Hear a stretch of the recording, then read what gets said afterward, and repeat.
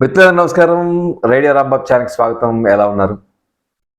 మంచి పాత చిత్రాల విశ్లేషణకు తప్పకుండా రేడియో రాంబాబు ఛానల్ సబ్స్క్రైబ్ చేయండి. ఇవాళ విశ్లేషణ చేయబోయేటువంటి చిత్రం కన్నా పాట ప్రధానంగా మీకు చెప్పబోతున్నాను. తెలుగు సినిమా పరిశ్రమలో నటుడు చలానికి రావాల్సిన గుర్తింపు రాలేదు. బహుశా అది ఆయనే కారణం అయ్యుండొచ్చు. ఎందుకంటే ఆంధ్ర దిలీప్గా ఆయన పేరు పొందారు, చాలా సినిమాలు నటించారు. కానీ 70, 71, 72 ఈ 3 సంవత్సరాల్లో ఆయన 3 సినిమాలు తీశారు. ఒకటేమో సంబరాల రాంబాబు, 70, 71 మట్టిలో మాణిక్యం, 72 బుల్లెమ్మ బుల్లోడు. ఈ 3 సినిమాలు ఆయనకి చాలా మేలు చేసే, పేరు తెచ్చే, బహుశా ఆయనకి డబ్బులు కూడా తెచ్చిపెట్టాయి. అయితే ఇవాళ ప్రధానంగా నేను చెప్పబోయే అంశం ఏమిటంటే, బుల్లెమ్మ బుల్లోడు చిత్రం 72 జనవరి 7న విడుదలైంది. ఆ సంవత్సరం అంటే సంక్రాంతి అనుకుందాం. అంటే ఆ సంవత్సరం బుల్లెమ్మ బుల్లోడు కాకుండా సంక్రాంతికి ఇంకో 2 సినిమాలు మాత్రమే విడుదలయ్యాయి.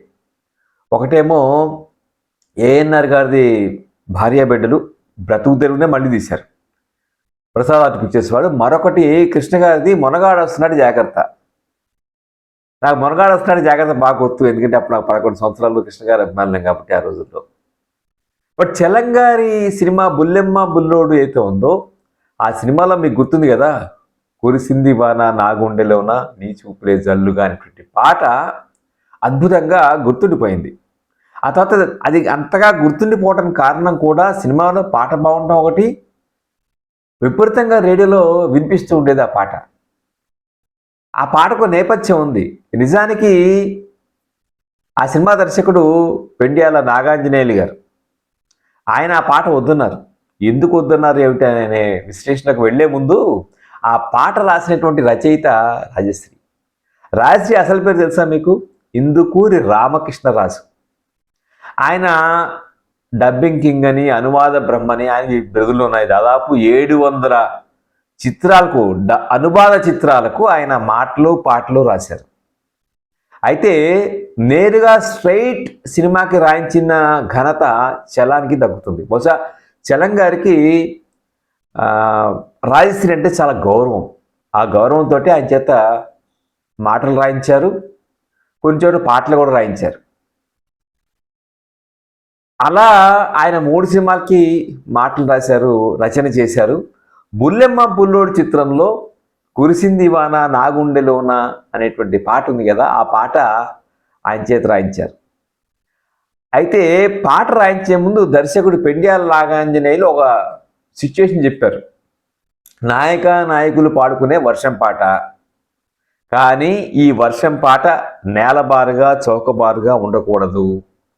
అటు పామరులకు ఇటు చదువర్లకు అర్థం అవ్వాలి, 2 వర్గాల వారిని ఆకర్షించాలి. అది ఆయన పెట్టిన కండిషన్.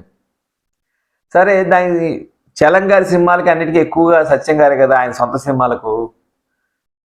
ఆయన ఒక 10-15 పల్లవులు రాశారు. దాదాపు 15 పల్లవులు రాసిన చలం గారికి, సత్యం గారికి కొన్ని పల్లవులు నచ్చాయి, కానీ నాగాంజనేయులు గారికి నచ్చలేదు. ఆయన డౌన్ అయిపోయారు. ఏమిటి ఇన్ని పల్లవులు రాసినా కూడా నచ్చలేదు ఏమిటి అనేటువంటి ఒక నిస్పృహ ఆవరించిన సమయంలో చలం గారు ఏమన్నారంటే, ఆయనకి రాజశ్రీ అంటే బాగా ఇష్టం, గౌరవం 2. రాజశ్రీ అలా బయటికి వెళ్దాం పద మనం అని చెప్పని బయటికి తీసుకెళ్ళి, అది వర్షాకాలం, మద్రాసులో మౌంట్ రోడ్లో ఉన్నటువంటి మద్రాస్ ఇంటర్నేషనల్ హోటల్లో ఒక రూమ్ బుక్ చేసి ఆయన తీసుకెళ్లారు. కాస్త రిలాక్స్ అవుతుంది గారి పదాన్ని. నిజానికి వర్షం లేదు. వాళ్ళు హోటల్ రూమ్లో ప్రవేశించారు. హోటల్ రూమ్లోకి రాగానే కొంచెం వర్షం స్టార్ట్ అయింది. రాజశ్రీ గారు ఏం చేశారంటే, కాస్త కిటికీ తలుపు తీసి ఆ వర్షాన్ని తదేకంగా చూస్తున్నారు. ఏమిటయ్యా చిన్నపిల్లాడిలాగా అలా వర్షాన్నే చూస్తున్నావు అన్నారు చలం. ఈ వర్షం నా హృదయం మీద పడుతోంది, నేల మీద పడట్లేదు అన్నారు. అనగానే చలంకి వర్షం హృదయాన్ని తాకుతోంది, హృదయం మీద పడుతోంది అనేటువంటి మాట చాలా నచ్చింది. ఏదేది మళ్ళీ చెప్పది, ఆ మాటని మళ్ళీ చెప్పించుకుని, ఇదేయా నువ్వు దీని పల్లవిగా తీసుకుని రాయి పాట అన్నారు. అప్పుడు ఏ పాటకైనా సరే పల్లవి చాలా ప్రాణం అండి. ఒకసారి మీకు పల్లవి తట్టిందా, చరణాలు దాని తర్వాత అవే లాక్కుపోతాయి. అప్పుడు అలా వచ్చిన పల్లవి కురిసింది వాన నా గుండెలోన నీ చూపులే జల్లుగా. దానికి కొనసాగింపుగా ముసిరే మేఘాలు కొసరే రాగాలు అని చెప్పి రాశారు. ఈ పల్లవి ఆ ప్రేయసి ప్రియులు పాడుకునే పల్లవి. ఈ పాటని ఎప్పుడైతే ఇది వచ్చేసిందో చలంగి ఉత్సాహం వచ్చింది. అమ్మ మొత్తానికి పాట వచ్చిందిరా బాబు అని చెప్పి పద పద పద అని చెప్పి రాయశ్రీని తీసుకుని కారులో సత్యం ఇంటికి వెళ్ళారు. చెల్లపిల్ల సత్యం ఆయన ఇంటికి వెళ్ళి, ఆయన సత్యం గారు నిశాచరులు, ఆయన పడుకోలేదు. సో ఆయన రండి రండి సాహిత్యం వచ్చేసింది, మీరు ట్యూన్ కట్టాలని చెప్పని మళ్ళీ ఆయన్ని ఆయన అసిస్టెంట్ని తీసుకుని రమణ చిత్ర ఆఫీస్కి వచ్చారు. ఆఫీసులో కూర్చొని ట్యూన్ చేయించేశారు, బ్రహ్మాండంగా వచ్చింది. నెక్స్ట్ డే పొద్దున్న వెండియాల నాగాంజనేయులు గారిని పిలిచి ఏమండి ఇది పాట సాహిత్యం ట్యూన్ అని చెప్పి వినిపించారు. వీళ్ళందరూ ఆయన వంక చూస్తున్నారు, ఈయన ఏమంటాడు ఈ పాట వినని. వెండియాల నాగాంజనేయులు గారు అంత అంత ఏమంటారు ప్రసన్నంగా లేరు. ఏమిటి మళ్ళీ ఏదో పెట్టాడు ఫిట్టింగ్ అనుకుంటుంటే, పాట సాహిత్యం కన్నా పాటలో వేగం లేదు అన్నాడు ఆయన. స్పీడ్ లేదు, పాట స్లోగా ఉందని. అంటే ఆయన బహుశా చిట్టపట చినుకులు పడుతూ ఉంటే అనేటువంటి ఆత్మబలం పాట ఉంది కదా, అలా లేదనుకున్నాడు ఆయన. చాలామంది గీత రచయితలకు అది ఒక మైల్ స్టోన్, లేదంటే అది బెంచ్ మార్క్ కదా, దానికన్నా బెటర్గా ఉండడానికి ట్రై చేస్తారు. సో అలా రాయశ్రీ గారు చాలా కవితాత్మకంగా రాశారు. ఆ పాట చెన్నాలు ఒకసారి చెప్తాను మీకు. అల్లరి చేసే ఆశలు నాలో పల్లవి పాడాను, తొలకరి వయసు గడసరి మనసు నీ జత కోరాను, చలిగాలి వీచే గిలిగింత తోచే. ఇది చరణంలా వెళ్తుంది. మళ్ళీ కురిసింది వాన నా గుండెలోన నీ చూపులే జల్లుగా, ముసిరే మేఘాలు కొసరే రాగాలు. చిన్న పాటే. తర్వాత ఇంకొక చరణం ఉంది. ఉరకలు వేసే ఊహలు నాలో గుసగుసలాడాను, కథలను తెలిపే కాటుక కనులు కైపులు రేపేను, బిగువు ఇంకేలా దరికి రావేలా. ఇది పాట. ఇలా నాగాంజనేయులు గారు అనగానే ఆయన చాలా డల్ అయిపోయారు. మళ్ళీ రాయశ్రీ అప్పుడు చలం గారు ఆయన అడ్డుపడ్డాడు. ఇట్లా కాదు, ఈ పాట మనం చేస్తున్నాం, దర్శకులు డైరెక్టర్ గారే మీరు ఆగండి, ఈ పాట బాగుంది, ఈ పాట మనం చేస్తున్నాం అని చెప్పని రికార్డ్ చేశారు బాలసుబ్రహ్మణ్యం అలాగే సుశీల్ తులసి. అయితే అప్పట్లో కానీ ఎప్పుడైనా సరే డిస్ట్రిబ్యూటర్స్ చూసి వాళ్ళ ఒపీనియన్ చెప్పేవాళ్ళు కదా, బయర్స్. వాళ్ళు చూసి కొంతమంది అన్నారు ఈ పాట ఎందుకంటే అక్కడ తీసేయండి, అవసరం లేదు పాట అన్నారు. పాట సీన్ ఏంటంటే, పాట సీన్ ఏం చెప్పారంటే, పాట సీన్ మనం చూసినట్టు సినిమాలో నాయకుడు అంటే చలం హీరోయిన్ విజయలలితని త్యాగరాజు నుంచి రక్షించినప్పుడు ఆయన కొంచెం దెబ్బ తగ్గుతుంది. విజయలలిత వాళ్ళ ఇంటికి తీసుకెళ్తుంది, వర్షం పడుతూ ఉంటుంది, కాస్త చలి కాల్చుకోవటానికి అని చెప్పి కట్టెల పొయ్యిని రాజేస్తుంది. ఆ కట్టెల పొయ్యి వెలుగులో వీళ్ళిద్దరూ పాట పాడుకుంటారు. ఇది నేపథ్యం. సో అప్పట్లో ఎందుకో వాళ్ళకి కొంతమంది, అందరికి కాదు, కొంతమంది నచ్చలేదు తీసేయమన్నారు. కానీ చలం ఆయన ఒకటే మాట చెప్పాడు, సినిమా రిలీజ్ కానివ్వండి, ప్రేక్షకులు కనుక ఈ సినిమా చూస్తూ లేచి వెళ్ళిపోతే నేను పాట తీసేస్తాను అని చెప్పని ఆయన గట్టిగా పట్టుబట్టారు. పట్టుబట్టిన తర్వాత సినిమా ఎప్పుడైతే జనవరి 7, 1972 రిలీజ్ అయిందో ఆయన రాజశ్రీ కలిసి బెదవాడ వచ్చారు. బెదవాడ వచ్చి లక్ష్మీ టాకీస్లో రిలీజ్ అయింది ఆ సినిమా. వాళ్ళు ప్రేక్షకుల మధ్యలో కూర్చున్నారు. ప్రేక్షకుల మధ్యలో కూర్చుని సెకండ్ హాఫ్లో వచ్చే ఈ పాటని ప్రేక్షకులు ఎలా రిసీవ్ చేసుకుంటారో చూశారు. ప్రేక్షకులు ఈ పాట వచ్చినప్పుడు లేచిపోలేదు, హాయిగా కూర్చుని ఎంజాయ్ చేశారు. అప్పుడు అమ్మయ్య ప్రేక్షకులు యాక్సెప్ట్ చేశారు, పాట మనం తీయక్కర్లేదు అని చెప్పి నిర్ణయించుకున్నారు. అలా కురిసింది వాన నా గుండెలోన నీ చూపులే జల్లుగా అనేటువంటి పాట ఒక అద్భుతమైనటువంటి క్లాసిక్ సాంగ్గా మిగిలిపోయింది.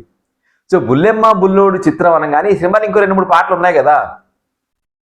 అందులో ఒక పాట అమ్మ అన్నది ఒక అమ్మని మాట పాట కూడా ఉంది కదా. దాంతోపాటుగా రాజా అనేటువంటి ఒక పాట ఉంటుంది, ఒక దెయ్యం హాంటింగ్ సాంగ్ కూడా ఉంటుంది. దాని కాకుండా ఇంకొక డ్యూయెట్, మొత్తం 4 పాటల్లో ఈ పాటే బాగా గుర్తుండిపోయింది. అలా బుల్లెమ్మ బుల్లోడు కమర్షియల్ హిట్ అంటే సూపర్ డూపర్ హిట్ అని చెప్పడానికి లేదు. కానీ చలం నిర్మించిన సినిమాల్లో బుల్లెమ్మ బుల్లోడు కూడా ఒక మంచి విజయాన్ని చవి చూస్తుందనే చెప్పాలి. బహుశా ఆ సంవత్సరం విన్నరు భార్యాభర్తలు అయి ఉంటుంది. భార్యాభర్తలు అంత హిట్ కాదు, కానీ లో బడ్జెట్. భార్యాభర్తలు, మనుగాడ సుంజాత 2 కలర్ ఫిలిమ్స్ 72లో. ఇదేమో బ్లాక్ అండ్ వైట్ సినిమా. అప్పుడే అంతకుముందు డిసెంబరు 71 చివరి రోజుల్లో లాస్ట్ వీక్లో ఎన్టీఆర్ గారి శ్రీకృష్ణ సత్య విడుదలైంది. సో ఇవన్నీ కలర్ చిత్రాలు. మన బుల్లెమ్మ బుల్లుడు చిత్రం మాత్రం కొంచెం బ్లాక్ అండ్ వైట్ సినిమా, తక్కువ బడ్జెట్. కానీ కథ మనం చూసినట్టు ఒక కథ ఒక్క క్లుప్తంగా చెప్తాను. విచిత్రంగా ఇందులో చలం డబుల్ యాక్షన్. ఒక అమాయకుడు, మరొక చోట పెరిగినటువంటి గోపి వేణు ఇద్దరు, ఇంకొక చోట అతను హుషారుగా ఉండేటువంటి వ్యక్తి. సో ఈ అమాయకుడికి ఒక మేనమామ, ఆ మేనమామ కొడుకు సత్యనారాయణ ఈ అమాయకుడిని హింసిస్తూ ఉంటారు. ఈ కథ ఎక్కడో చూసినట్టు గుర్తుకొస్తుంది కదా. కరెక్ట్గా మనం చెప్పాలంటే ఎముడికి మొగుడు సినిమాలో ఎముడు పాత్ర తీసేస్తే అక్కడ కూడా చిరంజీవి డబుల్ యాక్షన్లో మనం చూస్తే ఒక అమాయకుడైన చిరంజీవి, ఒక దొంగగా ఉన్న చిరంజీవి, వాళ్ళిద్దరూ ప్లేసెస్ మార్చుకోవడం జరుగుతుంది. ఇక్కడ కూడా ప్లేసెస్ మార్చుకోవటం ఇలాంటివన్నీ ఉన్నాయి. సో మిక్కిలినేని ఈ మిగిలిన పాత్రలో ఉన్నారు. విజయ నిర్మల గెస్ట్ పాత్ర ఉంటుంది. సో సినిమా ధూళిపాల సత్యనారాయణ బాగా రక్తి కట్టించారు. చలం రెండు పాత్రని చాలా అద్భుతంగా పోషించాడు ఆయన. ఒక పాత్ర అమాయకంగాను, ఇంకో పాత్ర హుషారుగాను చేసినటువంటి పాత్ర. విజయలలిత హీరోయిన్గా నటించినటువంటి పాత్ర, పండరిపై తల్లిగా చేసినటువంటి పాత్ర. సో అలా చలం గుర్తింపు తెచ్చిన చిత్రాల్లో ఆయన ఆ వరవడి కంటిన్యూ చేశారు. అంటే 3 సంవత్సరాల్లో 3 చిత్రాలు మంచి హిట్లు కొట్టారు. బహుశా సంబరాల రాంబాబు హిట్ కాకపోవచ్చు, కానీ బుల్లెమ్మ బుల్లుడు కూడా మంచి హిట్ చిత్రం. 100 రోజులు ఆడుండకపోవచ్చు, 10 వారాలు 11 వారాలు ఆడినటువంటి సినిమాగా నేను భావిస్తాను. ఈ పాట గురించి నిజంగా చాలా సమాచారం ఇచ్చిన ఆయన ఎంఎల్ నరసింహం గారు, హిందూ జర్నలిస్టు. ఆయన విజయ్ చిత్రంలో కూడా పనిచేస్తూ ఉండేవారు. ఆయన పాట వెనక భాగవతం అనేటువంటి ఒక చక్కటి పుస్తకం రాశారు. ఆ పుస్తకంలో 60 పాటలు ఇలాంటివి ఉన్నాయి. సో తప్పకుండా వారికి చాలా చాలా కృతజ్ఞతలు తెలియజేస్తూ, ఒక మంచి ప్రయత్నం. ప్రతి పాట వెనక ఒక కష్టం ఎలా ఉంటుంది అనేది మనకి బుల్లెమ్మ బుల్లోడు సినిమాలో కురిసింది వాన నాగుండెలో ఉన్నటువంటి పాట తెలియజేస్తుంది. ఆ పాట తీసేస్తే నిజంగా ఆ సినిమాని అందరం గుర్తుపెట్టుకుని ఉండేవాళ్ళం కాదు. డిస్ట్రిబ్యూటర్స్ వద్దన్న, దర్శకుడు నచ్చపోయినా ఎక్కడో చలం ఆయన కనెక్ట్ అయ్యాడు, ఒక హీరో కనెక్ట్ అయ్యాడు. బహుశా ఆ జడ్జిమెంట్ చాలా ముఖ్యం. ఏ సినిమాకైనా, నిర్మాతకైనా, దర్శకుడికైనా, హీరోకైనా ఆడియన్స్ ఎలా తీసుకుంటారు అనేటువంటి ఒక జడ్జిమెంట్ చాలా ముఖ్యం. చలం అద్భుతమైన జడ్జిమెంటు ఈ పాటతోటి ఆయనకి కాసుల వర్షం కురిపించింది. మనం కాసుల వర్షం అనగానే అడవి రావుల్లో ఆరేసుకోపోయి పారేసుకోపోయి పాటను గుర్తు చేస్తాం. అలాంటి స్థాయి కాకపోయినా ఒక గొప్ప క్లాసిక్ స్టేటస్ తెచ్చుకున్నటువంటి పాటగా కురిసింది వాన నాగుండెలోన అనేటువంటి ఈ పాట గుర్తుండిపోతుంది. చలం నాకు నచ్చిన నటుడు. చలం ఆంధ్ర దిలీప్ అంటారు, చక్కగా చేసినటువంటి సినిమా. ఆయన ఈ 3 సినిమాలు కూడా బాగుంటాయి. అప్పుడు ఈ సినిమా చూశాను నేను, నాకు గుర్తులేదు, కానీ ఇప్పుడు చూసినప్పుడు సత్యాన్ని అద్భుతంగా చేశాడు. ధూళిపాల బ్రహ్మాండంగా సాఫ్ట్ విలన్గా, చలం ద్విపాత్రాభినయం బ్రహ్మాండంగా పోషించేటువంటి సినిమా. పాటలన్నీ బాగుంటాయి. సత్యం ఆయనకి ఆస్థాన సంగీత దర్శకుడు, మంచి బ్రహ్మాండం చూపించేటువంటి చిత్రం బుల్లెమ్మ బుల్లోడు. ఇది ఒక పాట సినిమాని, దాని భవిష్యత్తుని, దానికి ఒక క్లాసిక్ స్టేటస్ని ఏ విధంగా ఇస్తుంది అనేటువంటి నిరూపించే పాటల్లో ఈ బుల్లెమ్మ బుల్లోడు చిత్రంలోని కురిసింది వాన పాట ఒకటే నేను భావిస్తూ, ఈ వీడియో మీకు నచ్చితే లైక్ చేయండి, షేర్ చేయండి, రేడియో రాంబాబు ఛానల్ సబ్స్క్రైబ్ చేయండి. పెద్దలు చాలామంది ఉన్నారు, మీకు ఇంకా ఈ సినిమా గురించి అడిషనల్ ఇన్ఫర్మేషన్ తెలిస్తే తప్పకుండా షేర్ చేయండి. Thank you very much. మళ్ళీ మరో చిత్రంతో మిమ్మల్ని కలుసుకుంటాను. నమస్కారం.